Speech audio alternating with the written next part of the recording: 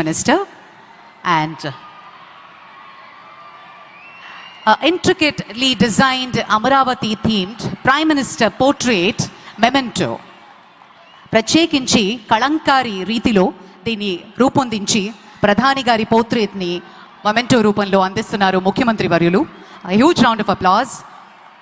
ముఖ్య అతిథి వారికి ఘనంగా సత్కరించుకుంటున్నాం. గట్టిగా కరతాళ ధ్వనులు ఉండాలి. మరింత గట్టిగా జై హో, జై హో ఆంధ్రప్రదేశ్.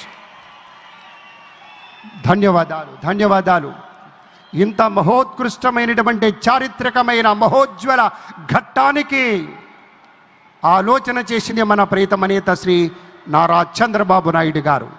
ఒకే ఒక 3 అక్షరాల నమ్మకంతో అమరావతి అనే 5 అక్షరాల పంచాక్షరిని నమ్ముకున్నారు. కాబట్టే రైతు సోదరులు ఇచ్చినటువంటి ఒక ఊతంతో దాన్నే ఊపిరిగా, దాన్నే శ్వాసగా మలుచుకొని రాష్ట్రం కోసం, రాష్ట్ర ప్రజల కోసం, నూతన రాజధాని నిర్మాణం కోసం యావత్ ప్రపంచంలోనే 5 అగ్రగామి రాజధానులుంటే అందులో ఒకటి మన అమరావతి పట్టణంగా తీర్చిదిద్దాలనే సంకల్పంతో ఇల్లు తిరిగినట్టుగా దేశం దేశం తిరిగి ఎన్నెన్నో ఆలోచనలు చేసి ఎంతమందినో సంప్రదించి ఇవాళ సాక్షాత్తు మన ప్రధాని నరేంద్ర మోదీ గారిని తీసుకొచ్చి ఇవాళ శంకుస్థాపన చేస్తున్నారంటే ఒకే ఒక్క యోధుడి వల్ల సాధ్యమైంది. ఆ యోధుడి పేరే మన నారా చంద్రబాబు నాయుడు.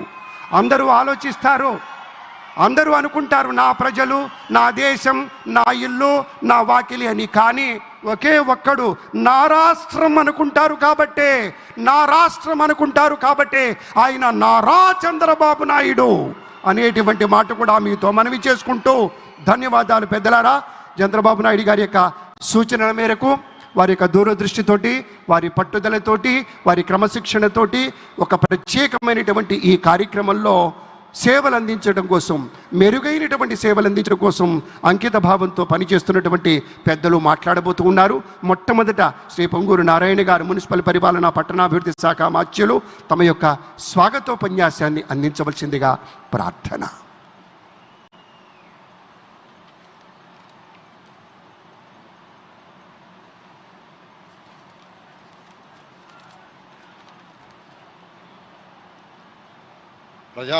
ప్రజా రాజధాని అమరావతి ప్రారంభోత్సవ కార్యక్రమానికి